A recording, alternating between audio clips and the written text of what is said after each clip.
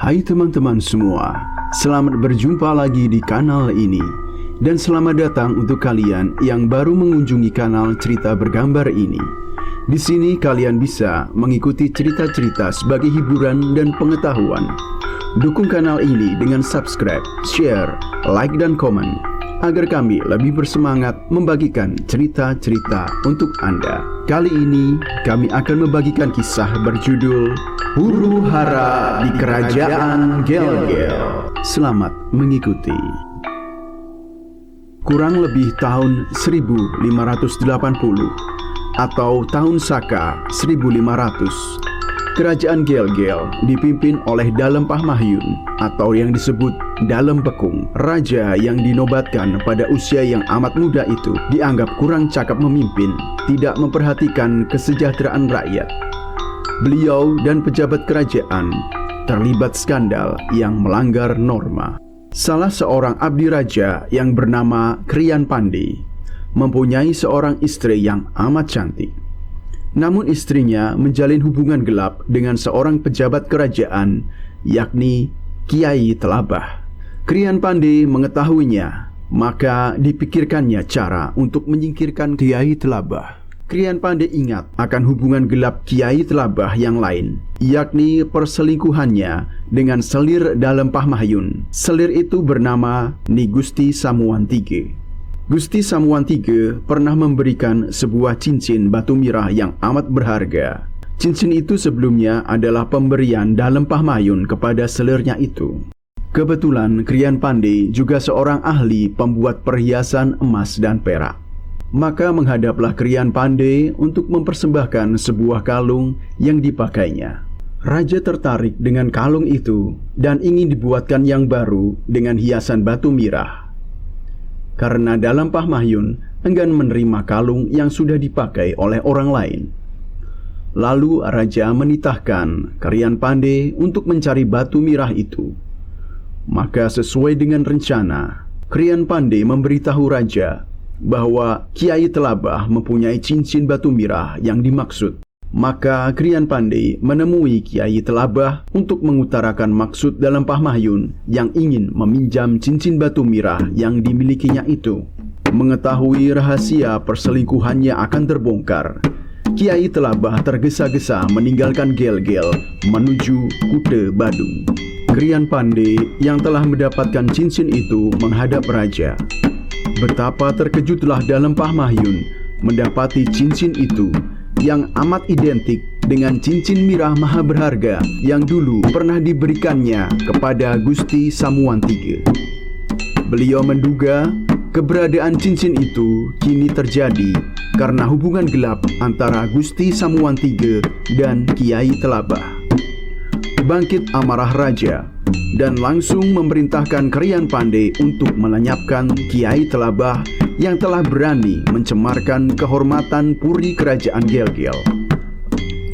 Untuk menutup aib ini, maka raja menekankan agar perintah ini dijalankan dengan cara yang amat rahasia, mengingat keluarga Kiai Telabah banyak yang menjadi pemuka masyarakat.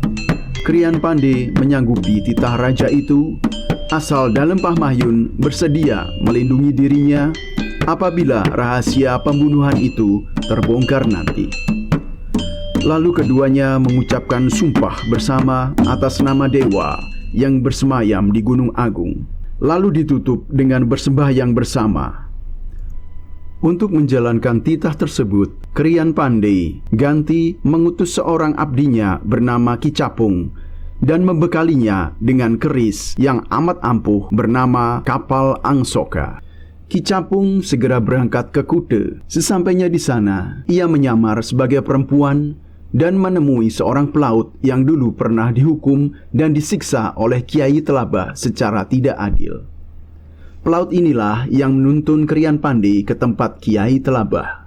Saat senja, Kiai Telabah pulang dari laut hendak memasuki rumahnya.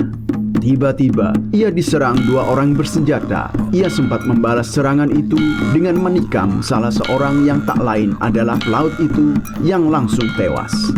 Namun Kiai Telabah juga terkena tusukan keris Ki Capung hingga tewas. Kicapung segera menyingkir dari tempat itu sebelum orang-orang berdatangan. Mereka tak mengira ada orang ketiga di balik dua mayat yang tergeletak itu. Sampailah kabar berhasilnya misi membunuh Kiai Telabah ke telinga raja. Raja amat senang dan memberikan hadiah kepada Krian Pandey. Sementara keadaan tetap tenang sebab orang-orang, khususnya keluarga Kiai Telabah, mengira tewasnya beliau dikarenakan pertarungan 1 lawan 1 serta bermotif balas dendam semata. Sampai suatu saat penjaga memergoki seorang yang sedang memanjat rumah Krian Pandey di malam hari. Penjaga menombak orang itu hingga tewas. Ternyata orang itu adalah Kicapung. Orang-orang datang untuk melihat. Kehebohan semakin meruncing keesokan paginya. Datanglah istri Kicapung, menangisi jasad suaminya sambil mencerca Krian Pandey bahwa ia tak tahu membalas budi. Karena itu pula, rahasia pembunuhan atas Kiai Telabah terbongkar dan didengar oleh anak Krian Pandey bernama Kiai Biasame. Krian Pandey mengancam perempuan itu agar tutup mulut, namun tak dihiraukan. Tangisnya semakin menjadi dan rahasia itu terus keluar dari mulutnya. Karena habis kesabaran, Kiai Biasame menyeret istri Kicapung ke tengah pasar dengan harapan agar perempuan itu tutup mulut karena malu dilihat orang banyak. Namun perlakuan tersebut malah membuat istri Kicapung menjadi-jadi. Ia berteriak-teriak membongkar rahasia pembunuhan Kiai Telabah yang dilakukan suaminya atas perintah Krian Pandey. Sebelum rahasia itu semakin banyak terbongkar, Kiai Biasame menikam istri Kicapung dengan sebilah keris. Walaupun perempuan itu telah tewas, orang banyak telah mendengar rahasia pembunuhan itu dan menimbulkan kegemparan di kota Gelgel.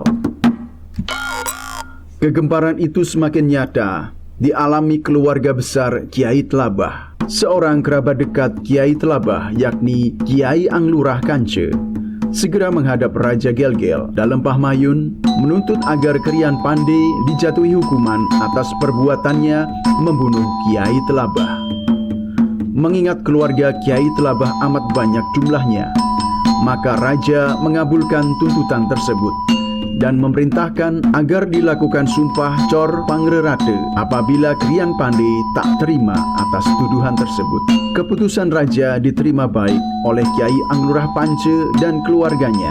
Mereka membubarkan diri dan menunggu kelanjutan keputusan tersebut. Sementara itu, Krian Pandey amat gelisah akan keputusan tersebut dan segera menghadap Raja untuk menanyakan kebenarannya. Raja menyarankan agar Krian Pandey mengangkat sumpah saja untuk memperpendek urusan tersebut. Jawaban Raja menimbulkan kekecewaan Krian Pandey dan segera meninggalkan Raja tanpa mohon diri. Krian Pandey menganggap Raja telah mencuci tangan atas masalah tersebut dan mengingkari sumpahnya dulu untuk melindungi dirinya apabila rahasia pembunuhan tersebut terbongkar. Krian Pandey bertekad membela kehormatan keluarganya dengan menghadapi segala risiko. Sebelum mengumpulkan seluruh keluarganya, Krian Pandey menulis syair yang berjudul Nata Marta yang menggambarkan kebahagiaan seorang kesatria kelak di alam baka apabila mati dalam medan pertempuran. Kebulatan tekad Krian Pandey itu didukung oleh seluruh keluarganya yang rela mati demi membela kehormatan keluarga. Pada hari yang ditentukan untuk melaksanakan sumpah cor, Krian Pandey tidak datang. Oleh karenanya, ia dianggap pemerintah melawan raja dan harus mendapat hukuman setimpal. Pasukan bersenjata segera dikerahkan mengepung rumah Krian Pandey. Dengan pengikut sebanyak 400 orang, termasuk putra-putranya, yakni Kiai Biasame, Kiai Pelampung, Kiai Jalengkong, dengan berani keluar dari rumah menghadapi pasukan Gelgel. Kebetulan pada saat itu, Tukat Unde banjir sehingga masyarakat pendukung Krian Pandey tidak dapat menolong. Pertempuran segera terjadi dan memakan banyak korban dari kedua belah pihak. Kiai Bedulu yang memimpin pasukan Gel-Gel dapat dipukul mundur sampai ke sebelah selatan kota. Namun di sana, pasukan Gel-Gel menyusun kekuatan kembali sambil bertahan. Dalam pertempuran itu, Kiai Nyamrame, yakni adik Krian Pandey, tewas. Mengetahui pamannya tewas, mengamuklah Kiai Biasame. Ia menggantikan posisi memimpin pasukan dan menyerang pasukan Gel-Gel secara membabi buta, sehingga membuat pasukan Gel-Gel kocar-kacir dan mundur. Kiai Bedulu lari menyelamatkan diri untuk bergabung dengan induk pasukannya di bawah pimpinan Kiai Penatih dan Kiai Kebon Tubuh. Begitu juga di sebelah barat, pasukan Gel-Gel berhasil dipukul mundur oleh pasukan Krian Pandey. Selanjutnya, pasukan dari selatan dan barat diarahkan ke sebelah utara kota. Pasukan Gel-Gel dalam jumlah besar telah menanti di sana, dipimpin oleh Kiai Tabanan, Kiai Kabe-Kabe, Kiai Buringkit, dan Kiai Tegeh Kori. Terjadilah pertempuran yang amat dahsyat sehingga menewaskan 300 laskar Krian Pandey. Tetapi pertahanan pasukan Gel-Gel dapat ditembus.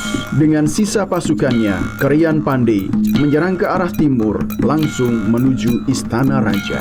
Istana Raja telah siap dengan pasukan yang dipimpin oleh Ki Pendarungan. Krian Pandey yang masih anak keponakan Ki Pendarungan mengutarakan maksudnya untuk menghadap raja. Namun Ki Pendarungan tak mengizinkan selama ia masih hidup. Terjadilah pertarungan yang menewaskan keduanya. Kiai Biasame berhasil menerobos kepungan pasukan masuk ke pagar istana.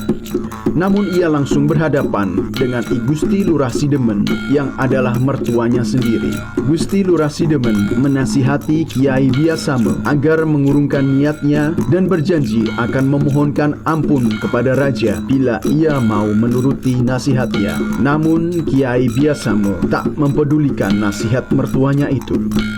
Ia menerjang pasukan pengawal. Karena kalah jumlah, Kiai Biasame pun tewas dikeroyok pasukan Gel-Gel. Gusti Sidemen sampai pingsan karena melihat menantunya tewas dengan cara mengenaskan.